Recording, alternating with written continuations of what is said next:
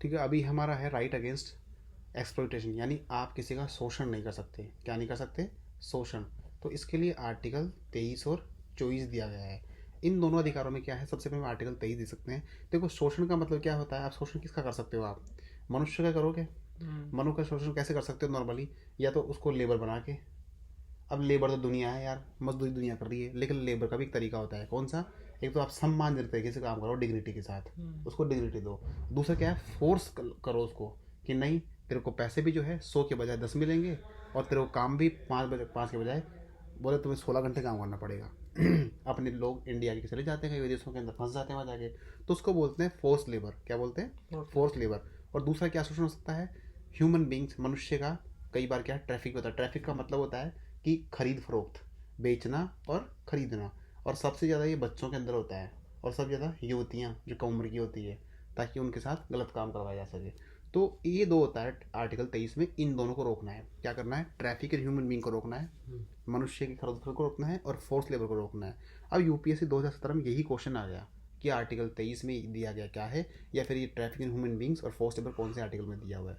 Clear है? पहली बात तो ये क्या दिया हुआ आर्टिकल 23 के अंदर? हमें प्रोहिबिशन करना है। किसका प्रोहिबिशन? मतलब रोकना ट्रैफिक इन ह्यूमन बींग्स और फोर्स लेबर को। अभी इसने बोला है कि सिटीजन को मिला हुआ है, और किसको मिला है? नॉन सिटीजन को मिला हुआ है। और ये अगर स्टेट यानी कि राज्य अगर ये करे उसको भी खिलाफ भी है, और कोई प्राइवेट आदमी करे उसके खिलाफ भी है।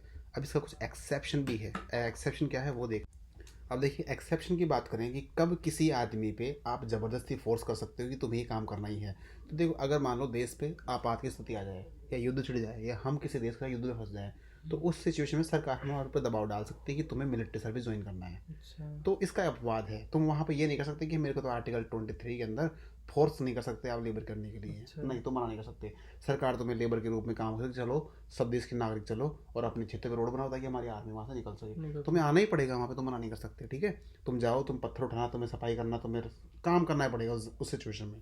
सोशल सर्विस करनी पड़ सकती है, for which is it is not bound to pay. और जरूरी नहीं कि सरकार तुम्हें पैसा भी दे उसके लिए। हालांकि चीज़ होती नहीं है, बता रहा हूँ एक्सेप्शन केस में हो सकती है कभी। जैसे कि यूक्रेन वगैरह में है, अभी रशिया में सिचुएशन चल रही है, तो वहाँ के नागरिक हैं, उनमें मिले हुए हैं। अभी जो वर्ड आया ट्रैफिक इन ह्यूमन बींग्स, इसका मतलब क्या होता है? Selling and buying of man, women and children. Goods की तरह, सामान की तरह खरीद फरोख्त इनका करना होता है। इसको बोलते हैं इमोरल ट्रैफिक इन वुमेन, यानी कि अनैतिक तरीके से औरतों के बच्चों की खरीद फरोख्त करना, ताकि उनको प्रोस्टिट्यूशन उनसे करवाया जा सके।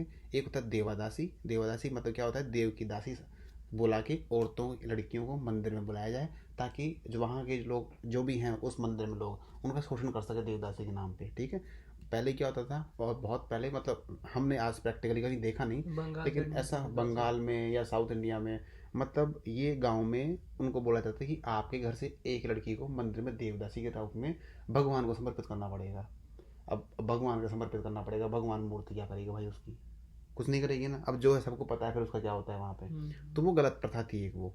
या स्लेवरी करना, गुलामी करना, वो भी गलत था। तो ये सब, ये ट्रैफिक इन ह्यूमन बींग में सिर्फ खरीद फरोख्त नहीं आता, ये भी आता है, प्रोस्टिट्यूशन भी आता है, देवदासीज भी आता है, स्लेवरी भी आता है ना, गुलामी भी। ये कि कई बार क्या होता है, जैसे अंग्रेज़ों के ज़माने में तुमने पढ़ा होगा कि किसी के ऊपर बहुत ज़्यादा कर्जा चढ़ गया है, तो वो क्या कर देगा? अपने बच्चों को कर्जा उतारने के लिए किसी का गुलाम बना देगा। ठीक है। और जैसे अब तो गुलाम प्रथा खत्म हो गई, एक पूरा गुलाम वंश था इतिहास में कभी। वो गुलाम वंश में क्या होता था कि ये खरीद लाता था और उसको गुलाम रखता था, और वो गुलाम जिंदगी भर उसके लिए काम करता था। और कई बार तो वो गुलाम जाके राजा भी बने हैं वो। तो वो स्लेवरी यहाँ तक वही है। अब ये सब जो होता है, उसके लिए इंडिया में देखो एक्ट भी बने हैं ताकि उनको पनिशमेंट दिलाया जा सके। तो इसके लिए एक्ट बना है, पार्लियामेंट में बना है, इसको बोलते हैं इमोरल ट्रैफिक प्रिवेंशन एक्ट 1956।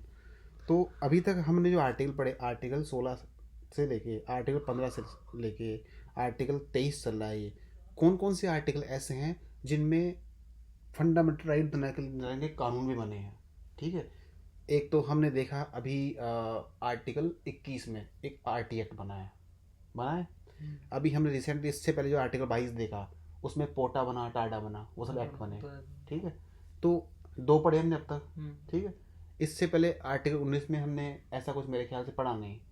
और आर्टिकल 18 17 छुआछूत कहाँ तक इसमें है?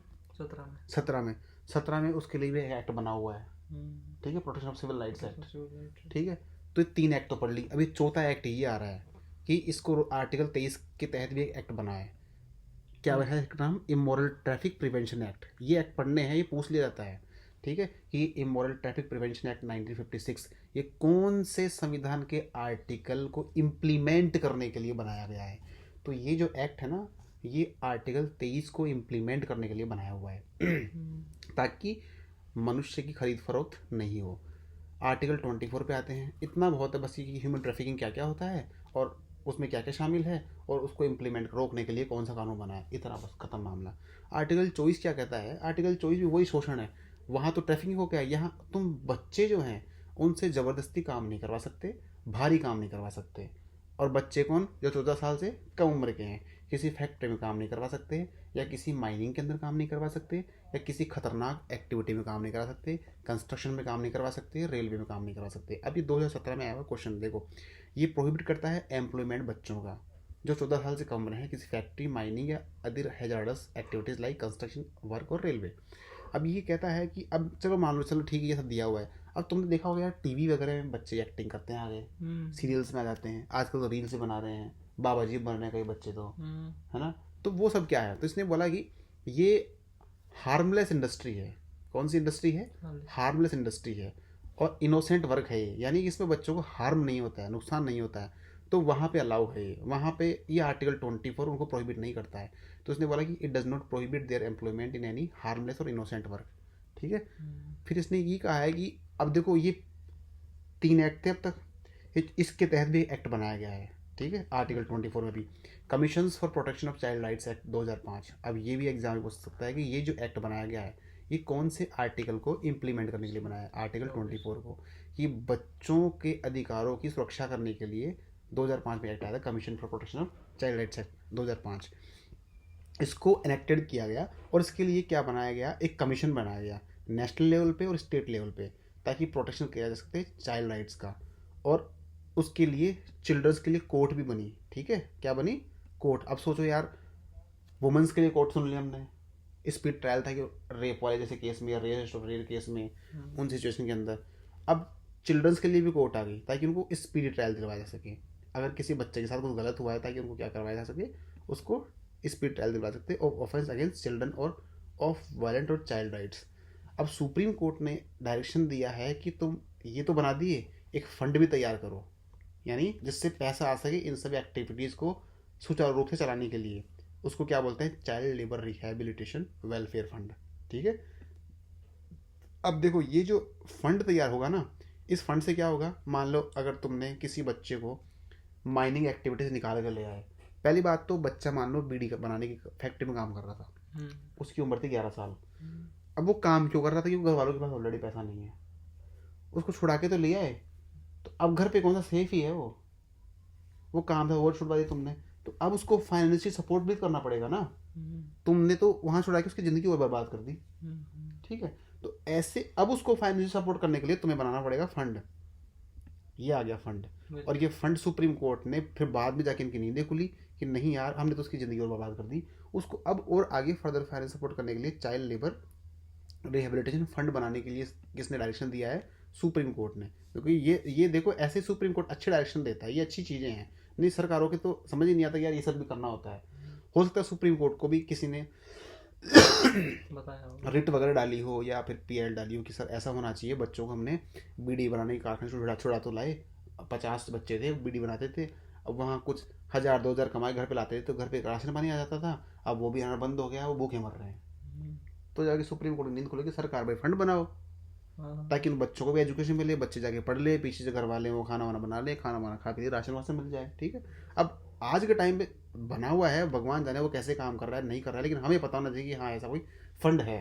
और इस फंड से एक तो चिल्ड्रन कोर्ट चल रहा है, उनके स्पिरिट ट्रायल हो रखे हैं, और एक एक्टिव बना हुआ है चाइल्ड राइट को प्रोटेक्शन करने के लिए।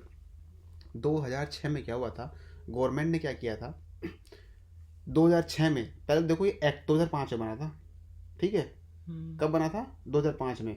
और इसके अगले ही साल 2006 में सरकार ने जो डोमेस्टिक सर्वेंट होते हैं ना, जैसे बच्चों को तुम ले आए कि चलो हमारे घर पे झाड़ू पोछा लगा लेना या फिर खाना बना लेना, बच्चे को रख लेना, तो ऐसे डोमेस्टिक सर्वेंट भी बच्चों को कराया जाता था। तो उस पर रोक लगाई सरकार ने 2006 में। The government ban the employment children as domestic servant, या फिर बिजनेस एस्टेब्लिश जैसे होटल में, ढाबाओं में, रेस्टोरेंट में, शॉप्स में, इन सब में देखा आप छोटे छोटे बच्चे, अब दूर दराज के शहर से गांव में जाओगे तो चाय चाय चाय करते रहते हैं, ठीक है, समोसा लेना, वो यार आज भी यार ये सब है, उसके बावजूद भी आज भी सड़क किनारे ढाबों के अंदर तुम्हें मिल जाएंगे सब। तो उन चीज़ों को रोकने के लिए 2006 में सरकार ने बैन लगाया। Anyone employing childrens below the age of 14 years will be liable for prosecution and penal action. अब इसमें ये भी बोला कि अगर कोई होटल, ढाबा, रेस्टोरेंट, शॉप या डोमेस्टिक सर्वेंट के रूप में 14 साल से कम उम्र के बच्चे को अपने यहाँ लगा रखा है, तो उसको क्या है, प्रोसिक्यूशन होगा, यानी सजा होगी और उसके खिलाफ एक्शन लिया जाएगा, ये भी है। अब जहाँ कोई शिकायत करते तो होता भी है। अब सोचो यार ये करता कौन है ये सब, शिकायत कहाँ करनी होगी तुम्हें, ये देखो शिकायत करने के लिए क्या होगा, एक वो बना हुआ है कमीशन। अब वो नेशनल लेवल पे, सेंट्रल लेवल पे सेंट्रल कमीशन बना होगा और स्टेट लेवल पे कमीशन बना होगा। तुम यहाँ जाकर शिकायत करो, तुम्हें दिखता है, इसको फ़ोन करो कि यहाँ ये ढाबा है, यहाँ पे एक बच्चा है वो काम कर रहा है, ठीक है।